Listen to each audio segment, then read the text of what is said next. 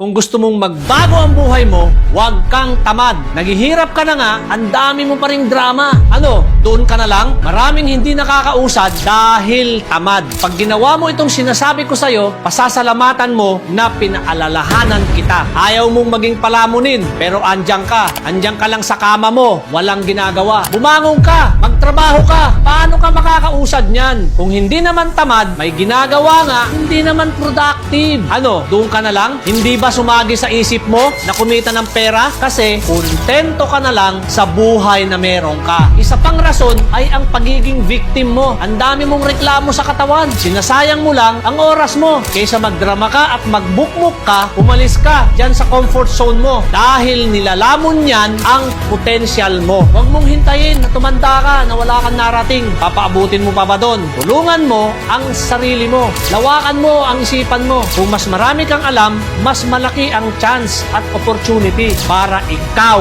ay umangat. Real talk lang mga ma'am sir. Kung gusto mo ng pagbabago dyan sa buhay mo, huwag kang tamad.